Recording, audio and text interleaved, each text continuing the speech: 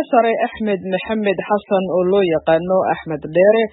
waxa uu ku biiray ciidamadii cirka ee Soomaaliya sanadkii 1973 sida uu u sheegay idaacadda VOA.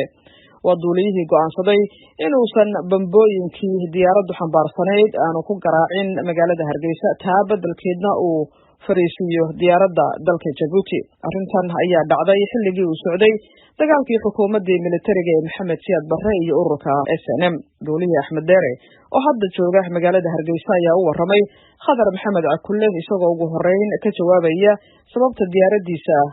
looga baahday in ay Hargeysa duqayso. waxa weeye aniga waxaan soo diray mishinka wuxuu ahaa in Hargeysa aan duqayno, laakiin shaqo uma iman. waxa weeye diyaarado badan halka way yiileen, laakiin waxaa loo baahday diyaarado bambooyin qaadi kara. marka aniga iyo duuliye kale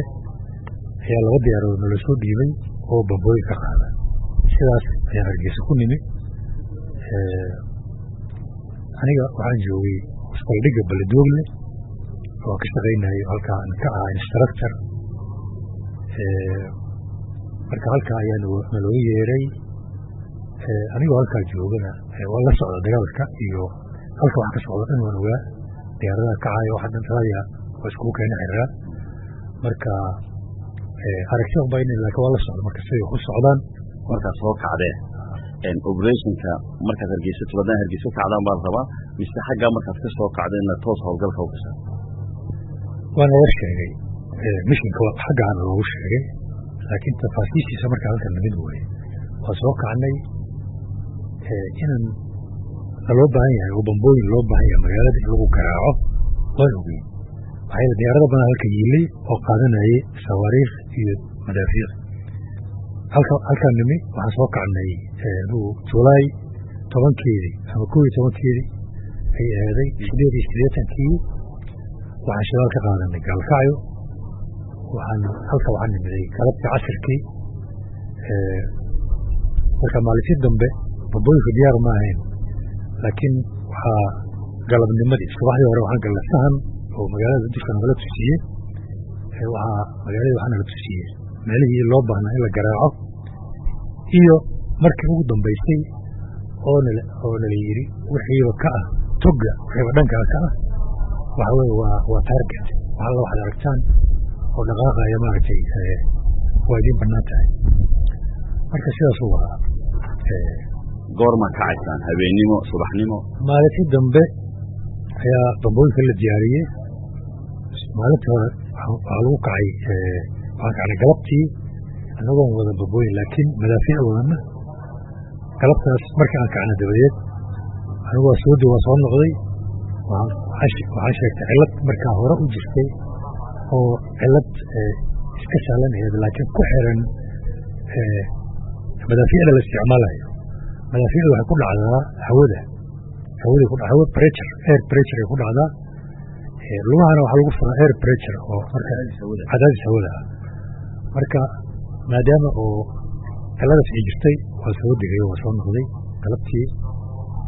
waxaan u soo noqday galab waxaan u bixin oo iska bixi lahaa diyaar ahaan inaan baxo, laakiin waxaan ku talagalay inaan kala bixin maadaama safar aan ku talagelin oo cidna aan iga horeeyay tasbax inaan baxo ana waxa waa hadafkayga. sidaasaan ku soo noqday galabta. laakiin dulimaadka ugu horeeya subaxdaba horan u socday markii labaad subaxdii dambe bambooyinka waa la diyaariyey waana lagu xiray aroortii 10kii oo waxla. markaasna waan kacnay aniguna markaa waxaan qaatay course oo Djibouti. halkaasna mataqaanaa khadka Djibouti aan qaatay. waa kale waxaa kugu kalifay inaad go'aanka adigu shakhsiyan qaadato? go'aanka inaan qaato marka horta go'aan xaqiiqda marka si wanaagsan maskaxda marka caafimaad qabto go'aan si sahla loo qaadan karo weeye. sababtoo ah waxaadan ikhtiyaar in dad layso oo dalkaaga ah. waxaad aragtaa maaragta amarka la siinayo inuusan ahayn mid waafaqsan maxaan idhaahdaa constitutionka iyo wixii maaragta hadafka loo sameeyey ciidamada inaysan ahayn mishin ciidan oo markaas ciidan wadani ah mishinkiis inaanay ahayn. intaasoo dhammaan ogaa. marka waxaa weeye khiyaarka keliya oo aan lahaa waxay ahaday inaanan fulin. marka sida keliya aanan ku fuli karinna waxay ahayd ugu opshayaal aan isdhinac dhigay oo markaan isbarbar dhigay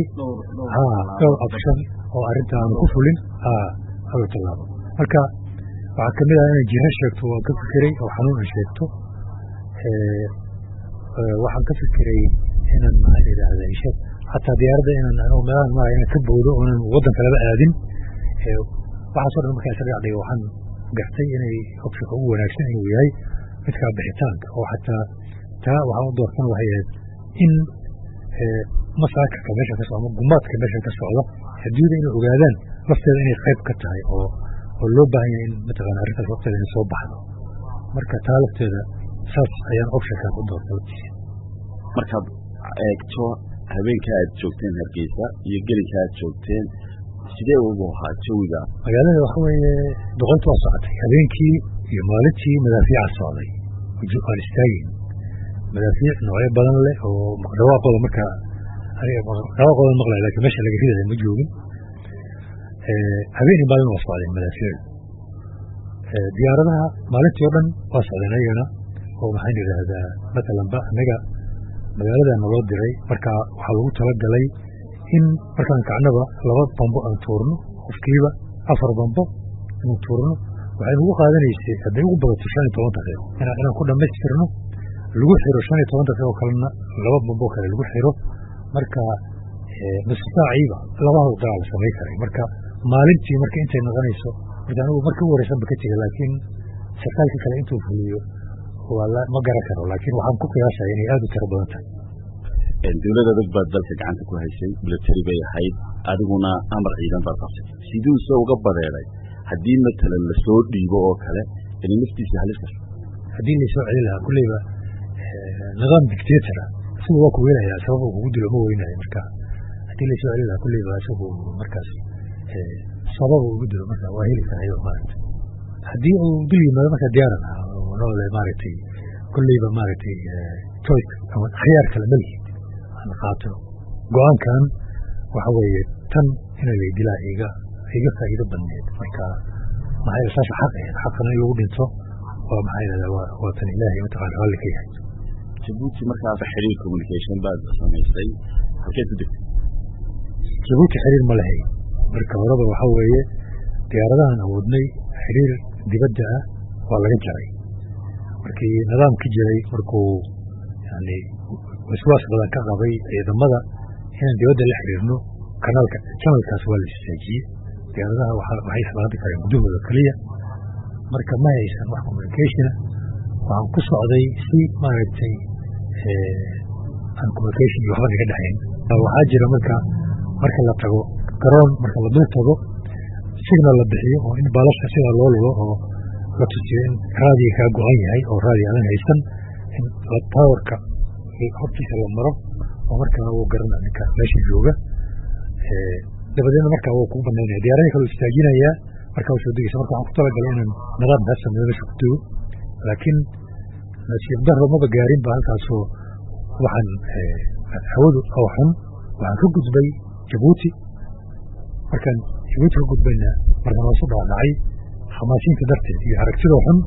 waxaan arkay inaan gudbay waa soo noqday diyaarad ciidan baad waday markay meel fadhiisanaysa garoon loogu talagalay xataa dhib bay la kulantaa maadaama iyadu soo roganayno beerka dhulka saarayso inaad meel gacan ahoo badii ka soo farcamay xaggana bacaad iyo ciidiya aad ka badeedho bal arrintaa iyo maxaa dhacay waxaa markaas soo noqday waan arkay inaan garoonka ana gaari karin waxaa ii daarmay 400 litir markii diyaaradda ku harto lala daarmaayo emergency 400 litir waa inaad degtaa waa inaad ma degtaa ama inaad ka badalada mid weeye marka inaad ka boodo ma dooran maxaa yeelay barshuudka laftigiisa shaqo u baahan yahay marka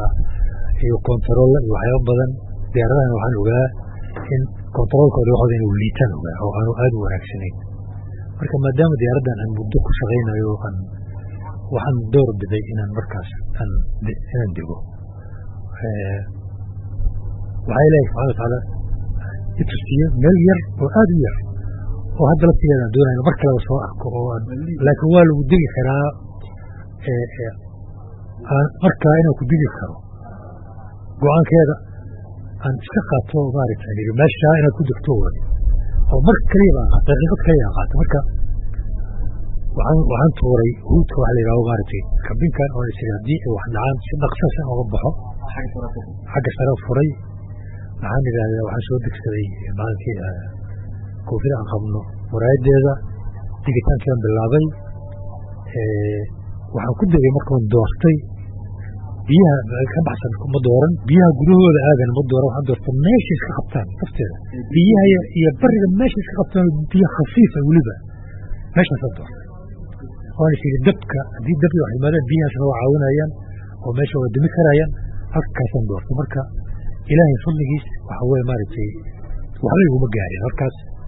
waa intay socda intay garoonka marka lagu duwo intay ordi jirta in ka yaray orada weliba oo wax badan ma dhaqaaqin marka waxaan aad uga baqayay inay intay dhiiqadaa gasho inay rogmanto aan aad uga baqayay laakiin waxaan lahaday gees ku dhacdana waad markaas waad badbaadaysaa oo gees hadday noqoto haddii oo marayda laakiin waxaa ii darada inay surugto taas unaan ka baqanaya surugto aniga hoos maro oo meeshaan ka bixi lahaa ay xirato marka ilaahay fadligiis waxa weye waa igu badbaadiyey xaqiiqdiina waxa weye meeshaas diyaaradaad jooga wadan weeyaan hawadiisaa soo gashay cidina wax dhaqdhaqaaq markaan aan degay oo anoo bad qaba waxba gaarin waxaan ka baxay diyaaradda inaan ka baxan bilaabay markaan ku istaagay marka laga baxayo waxaa lagu istaagaa baalka diyaaradda baalkeeda lagu istaaga kabinka marka laga soo baxo